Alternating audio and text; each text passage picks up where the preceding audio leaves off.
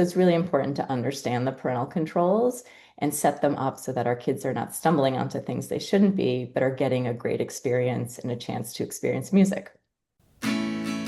Welcome to the Healthy Screen Habits Podcast. I'm Hillary Wilkinson. Whether you're starting your parenting journey with a newborn or looking to connect with your teen on technology, let's learn some new healthy screen habits together.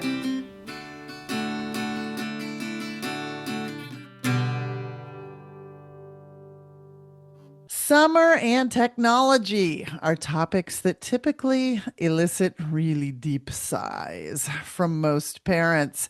Road trips, traveled, interrupted schedules, it's all sort of creates this perfect quagmire for the digital depths, it seems. And that's why I asked my guest today to be here. She has created a new resource to offer music to kids safely, which, as one who has charted many a road trip mile, certainly piqued my interest when I read about it. She is the founder and CEO of Digital Mom Media, a former Snapchat executive, and a mom to two tween boys. Her newsletter, Thoughts from a Digital Mom, is one that I actually always open when it hits my inbox. We all know those mass mailings where sometimes you don't, but when I see this one, I'm like, ooh, it's going to be good. She delivers real answers and good solutions to tech challenges. And I'm so happy she's here today to talk to us about the Digital Mom Music Drive. Welcome back to Healthy Screen Habits, Sarah Gallagher Trombley. Thank you so much, Hillary. It's so lovely to be back. It's great to be with you again. Yeah, it's like visiting an old friend. It is. So, Sarah, what have you done? What is this Digital Mom Music Drive and why did you make it?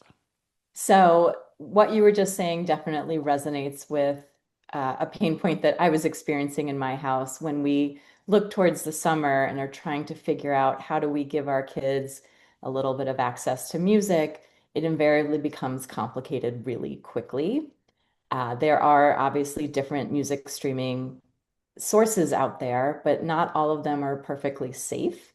And on top of that, there's now all these new kid-friendly music players. So there is a pathway to make music safe for our kids, but it does take a little bit of work. And what I've done with my music drive here is created a roadmap for parents so that they can use their streaming services, pair them with kid-friendly devices to give their kids a great and safe music experience. That's great. I keep using these road trip analogies, but you've really created a roadmap for us Yes, to do yes, pun so. intended. Yes. Yeah. And I don't think that everyone quite may know why it's important to have this roadmap for safety. And can you talk about some of the things that get found on, on the streaming services that people might not be aware of? Absolutely. So, most people that I know, most families that I work with, are using Spotify or Amazon Music or Apple Music. These are very common music streaming services, and the vast majority are using those services now for music. However, much like smartphones, much like social media, these were services that were developed for adults and aren't always super safe for kids. And so there's a few steps you need to take with each one, depending which one you use to make them safer. Amazon Music and Alexa and Spotify all do have parental controls. It's actually very important that parents use them. There are the obvious things you're looking for, which is the appropriateness of the content, curse words, those sorts of things. But in addition to that, in some cases, kids can stumble upon really inappropriate content. And in the case of Spotify, kids can stumble onto porn. So you want to be very, very careful. Additionally, and this is specific to Spotify again, there is now a messaging feature in Spotify that kids can use that parents often aren't aware of. So it is really important that we set our kids up for success, that we decide what level of content is appropriate for them and make sure they're able to access that kind of content and not other content. And it's a tough one. Every family, I think, has a different approach to music. Parents have different tolerances for what is acceptable or may not be acceptable. So this is a tricky situation for most parents, a nuanced one. So it's really important to understand the parental controls and set them up so that our kids are not stumbling onto things they shouldn't be, but are getting a great experience and a chance to experience music. Yeah, I appreciate that you talk about the nuances that are different within each family because you're right. Everybody does have different tolerance levels, and I mean, it can vary from, people within, aunts, uncles, family members, etc. So I think it's also important to, when developmentally appropriate, to engage your kids in the discussions of why you're setting these levels, or why other members might not be comfortable with that, but different families have different rules, and we do it this way. A thousand So percent. I know that you also have some kid-safe music players that you recommend. Can you share a few of those? Yeah, so there are a few kid-friendly music players that I don't know all parents are aware of and are definitely worth checking out. One that I use, and I actually use this with my kids, is called the Mighty. The Mighty looks like an old school shuffle. And the way it works is whatever streaming service you use, you can pull playlists off of your streaming service onto this device, and they can listen to just that playlist. So you're able to own the streaming service yourself, but then give them access to curated lists of songs that you are comfortable with them listening to. So it's a very safe way to do it because there is no discovery or stumbling upon anything. You are prescribing the lists. Yeah, it's kind of like the old CD case, Absolutely. you know? Or you made a mixtape for your child. Yeah, yeah, right? That's a better analogy. I like that.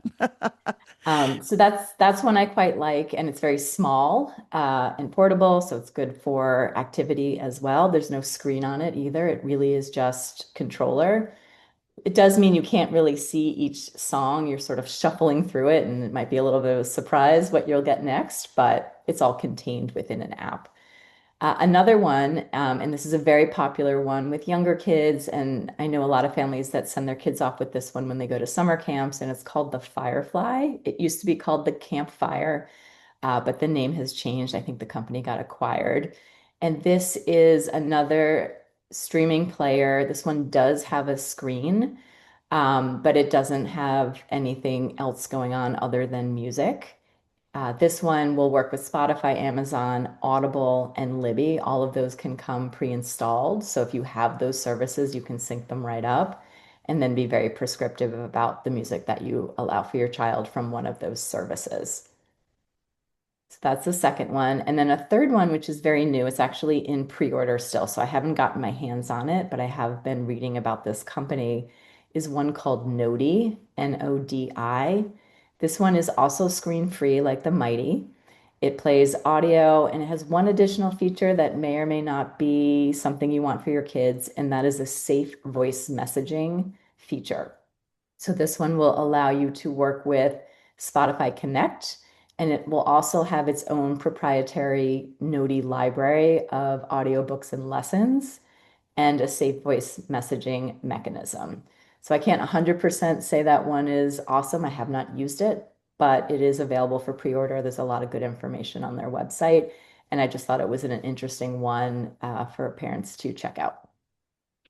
And Sarah, honestly, this is why I love your newsletters. You just deliver like the hard, fast, like this is that, and you do it beautifully without judgment. Parents get to decide the path that they want to take, but please be informed in doing so.